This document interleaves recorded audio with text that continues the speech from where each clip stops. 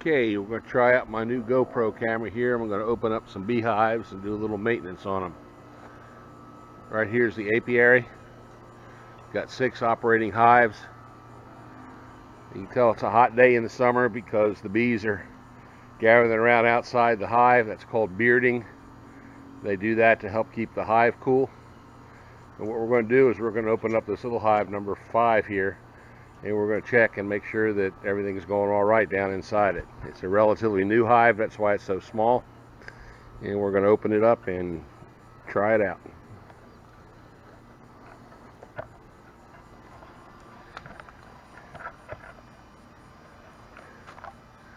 Got the camera set up where I think we'll get some good video of it. And we're going to go ahead and light up the smoker and open it up and see what we got. Okay, I'm back. Got a little trouble getting the smoker lit, but I think we got it going now. Use smoke on the bees to calm them down. Kind of kills their sense of smell. And when it does that, they can't communicate with the pheromones. Send out alarm pheromones to tell them that the hive's being opened.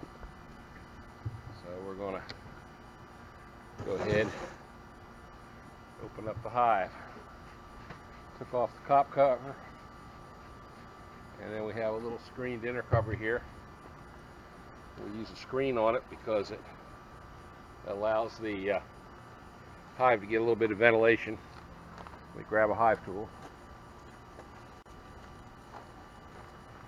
Bees tend to glue all the pieces together with a substance called propolis, which is made out of tree sap, and it has everything stick together. Not a whole lot of activity up in the honey supers here. I'm going to pop this first honey super off. Before I do, I'm going to check and see how the production is going along. That's an empty frame. That's what we put in the hive as a foundation for the bees to build the honeycomb on, and it's made out of real beeswax. And they go ahead and draw that comb out and fill it up with honey. I'm going to pull a frame here that has honey on it. You can see what I'm talking about. There's a full frame of honey ready to harvest. The bees have filled up each individual little cell, and then they've capped it off, put a wax cap over it to hold the moisture at the correct amount, which is about 19% moisture. Okay, if the moisture content of the honey gets up over the low 20s, it can ferment, and then it's no good to anybody. So we're going to pop this little honey super off and get to the actual hive body below it. This is just for honey storage. And now we're getting down into the main hive. Now we're going to look here to see if we've got a queen and if she's laying eggs and raising and growing brood. The first thing I'm going to do, I'm going to take out one of the end frames. It probably doesn't have anything on it right now. You know, as you can see, it's just bare foundation.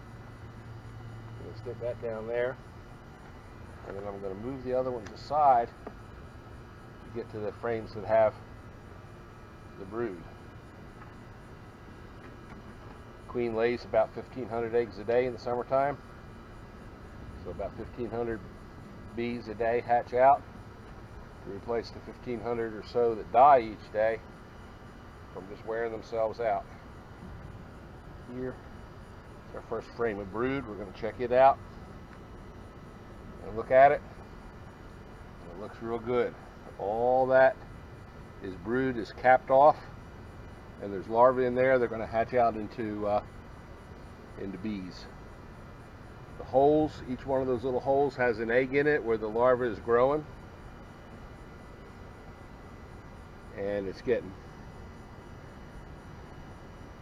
I don't know if the camera will show the little tiny larva growing in that or not. I'm looking for the queen to see if I see her. All these little bees are worker bees. They're sterile females. The queen is a fertile female. There's only one in the hive. And she is an egg-laying machine. She lays eggs all her life for 3 years, or until she's replaced by either the bees or by me. Here's some more brood. This is a hive that isn't drawn out as much. There's eggs down in these things. Again, I'm looking for the queen and don't see her. A lot of times she's hard to find. She's a little bit bigger than the worker bees, and she's almost always on the brood comb. And we're going to try one more frame here.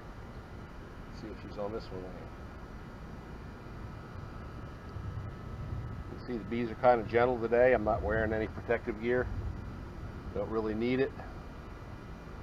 These are real calm hives. I've got a real good gentle strain of bees. Very, very seldom get stung. And the few times I get stung, it's worth it not to have all that hot equipment on in the summertime in Florida. I'm looking around to find the queen, and I don't see her still. You can see the bees here are all gathered around. I'm looking for a little cluster of bees that'll have the queen on it. These are the workers. And I don't see the queen on this one, so we're just going to put this thing back together. I know I've got a queen because I've got eggs and I've got young larvae, so I know I have a healthy queen in here laying her little body out, doing nothing but laying eggs. She only breeds one time in life. She only leaves the hive one time in her life. Right after she hatches, she goes out and breeds in midair with anywhere from 12 to 20 drones. The drones die as soon as they separate from her. She comes back to the hive, and the sperm that the drones leave in her, she keeps alive by actually feeding it. And she actually, when she lays the egg, that's when she mixes the sperm with the egg, when she puts it in the honeycomb, in the frame. Really an amazing sequence. Alright, put the hive back together. I've seen what I want to see, which is that I have a healthy hive with a queen that's laying really well.